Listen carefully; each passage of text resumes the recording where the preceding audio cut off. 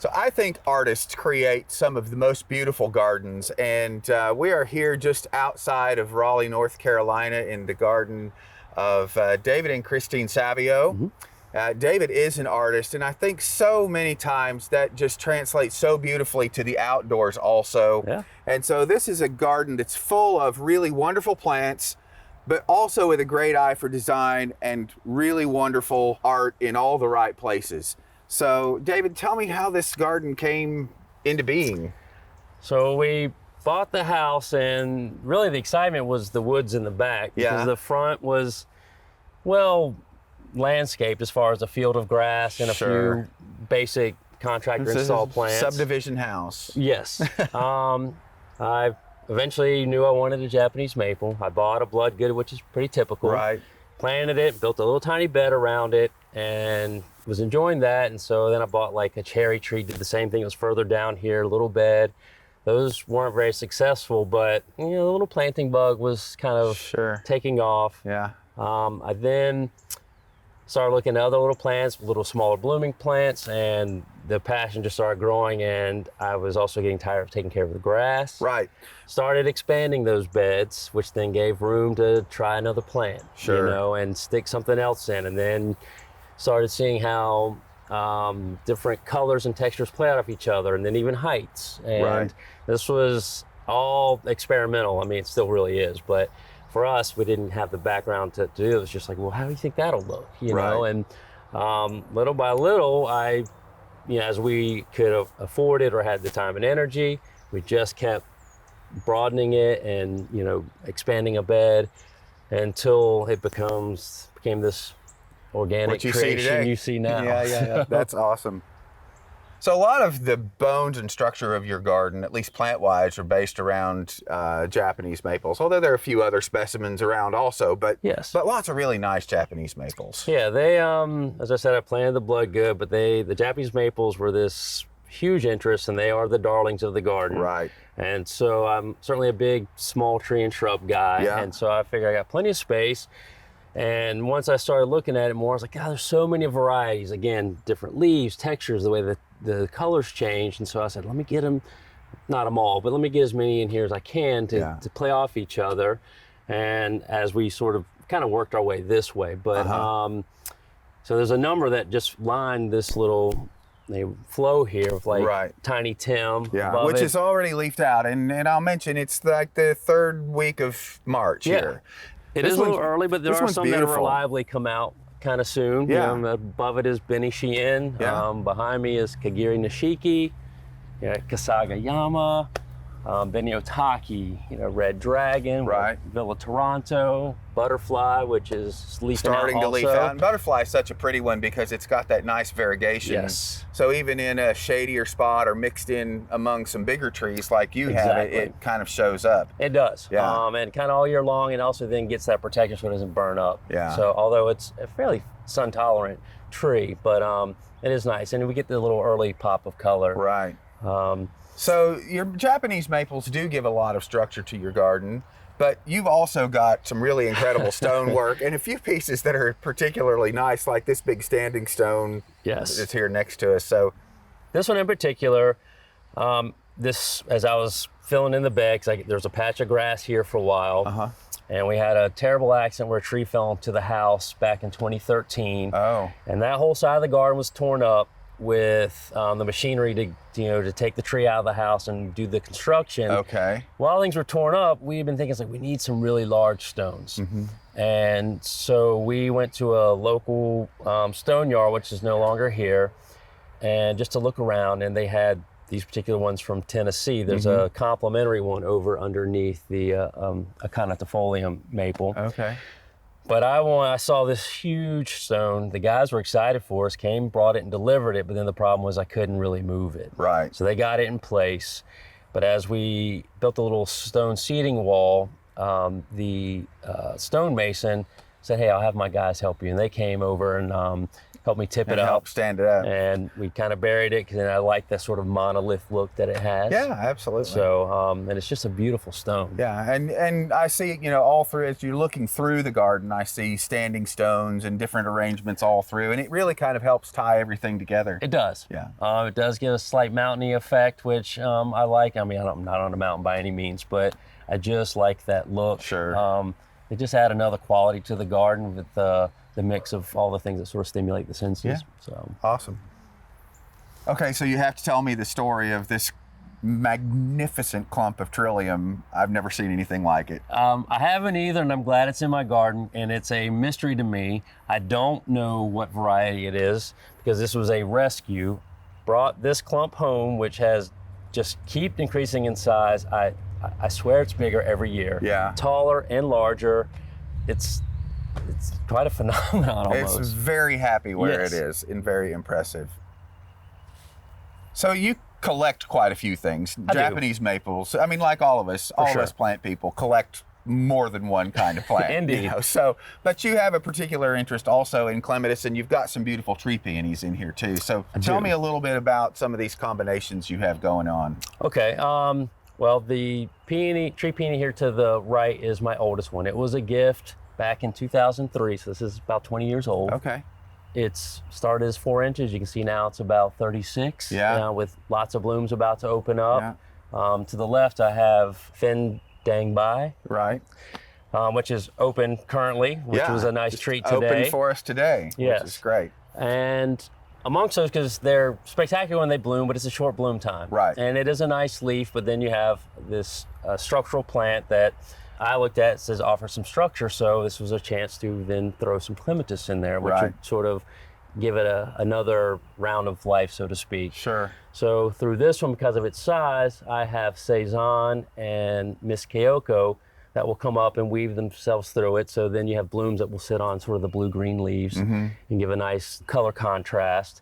And actually just up here in front of us is the Little Honey hydrangea that's Right. starting to leaf out. And as you know, that will be those really bright metallic yellow gold leaves. and yellow oak leaf hydrangea. And through that, I have, I believe it's pink champagne, which is this really bright fuchsia bloom. So you get this like acid on acid kind of thing. Great color and combination. it's very striking. And here to the left, I have Josephine that weaves up through the Yoshiki holly. And so you get this sort of two-toned pink and double bloom that sits on top of these. And again, it's just really visually striking. And this is budded. This is not just 2 weeks, maybe 3 weeks away from beginning to have some really spectacular color up against this variegated foliage. And then speaking of spectacular color combinations, Georgia Blue Veronica and that great variegated Abelia. Yeah, the radiance. Yeah. Like I said, it's electric. I mean, that is a wonderful combination. You stare at it and it's mesmerizing, as well as you can't walk around and not see it and feel drawn over to it. It's great close up, but it's also really recognizable from a distance. Indeed. You also have lots of epimediums. I see some ligularias and other ferns, other things mixed in here, but this pink epimedium that's in bloom right now is really beautiful. It is. That's really stunning. That is, for all the 80s fans, that's pretty in pink. It's got some height to it, which is nice. Yeah. And it's a very heavy bloomer. This one we've had in the ground for quite a while. Well, and the thing I like about this, I mean, you can see underneath at ground level, you've still got even last year's foliage. So through the winter, this remains, for you guys, at least partially evergreen. It does, and yes. would probably so also in Tennessee for most of our viewers. And so epimedium is a really, I think, important kind of understory plant for some of these gardens that have, multiple layers like yours do. Yes, and it keeps the interest through the year. The idea of the garden was to be 365. There's always a little something to keep you attention. Interested. Tough plant, and I'll mention just for people who garden with deer, they're deer resistant. Yes. Most of the epimediums the deer don't really like. So. I've not had a problem, and I know we have deer in here. I've seen them in here. I can also see when they've gone through and nipped at stuff. One thing that has reliably been unbothered is the epimedium. Great. So in your backyard, you have a large natural stand of trees. It's wooded, and I assume these were here when you bought the land. And so what was the process back here? So when we bought the house again, I was very excited about the woodland, but this was a disaster. There were downed and damaged trees from a major Hurricane Fran back in '96, again, prior to us being here. Right. A lot of muscadine and smilax all up the trees, almost the canopy seemed more like it with the foliage of the vines. Wow. So that's where I started, was just kind of clearing it, yanking the vines out of the trees. This was actually my first path right here. Down this way, that I developed and started seeing something happen. And next, it was getting rid of all the smaller suckery trees, like the baby sweet gums that were all growing crooked, all trying to fight for some sunlight. Right. And I figured I'd rather have one big, nice, healthy tree versus a half a dozen wonky ones. Right. And so I mainly just handled the lower part at first, and I figured it would be a process moving up the hill. Right.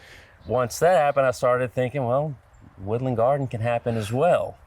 Mother Nature has her own design, and I wanted to stay kind of natural. Yes, there's a slightly manicured aspect because that's my influence. Yeah. But I didn't want it to be uber structured and manicured. I wanted to keep that aspect. You kind of worked within what was already here and created your pathways and things with the lay of the land that was here and around the trees that were here. Yes, if I could keep it natural, I was going to feel a lot better. Yeah. And you got some really cool plants back here too. You've got these great ericemas, like that kind of one with its tongue sticking out over there that we should probably mention. Yeah, I got the platillas coming up. Yeah. You know, I also have the calanthe, which I feel very fortunate that I can grow. Yeah. So that's a terrestrial orchid. Yes. The calanthe and the platilla both are terrestrial orchids. Yes. And you've also got quite a few either colored leaf Japanese maples back here or variegated plants. Yes. And so that helps kind of lighten the understory. Where we're at currently is probably one of the shadiest parts of the garden. And so to lighten it up, I have these lighter leaf trees like Orange Dream to the right, even Allen's Gold over here to the left, which has actually a little more orange to it than Orange Dream. Yeah. But this corner here, you see a number of variegated plants like Daphne Rebecca.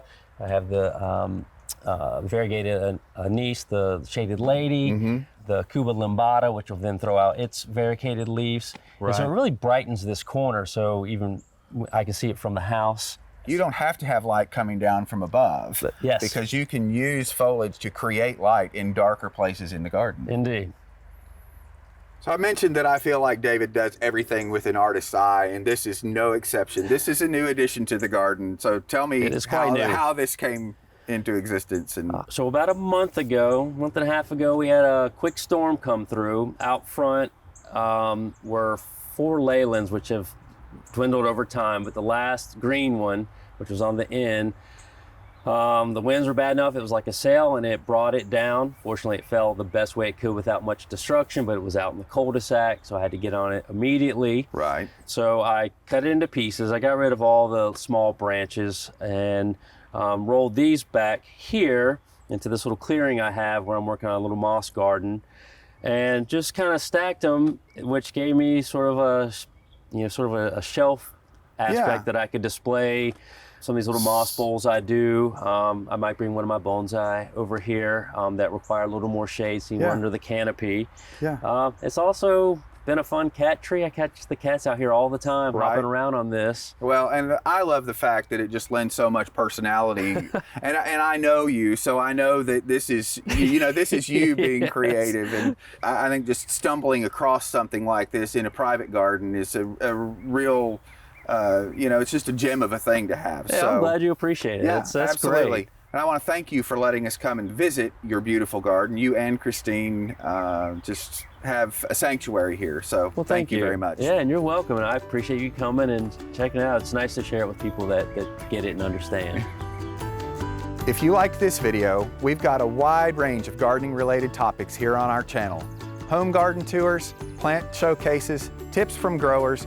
Take a dive into our archive and be sure to click to subscribe so you can catch all of our new topics. Till next time.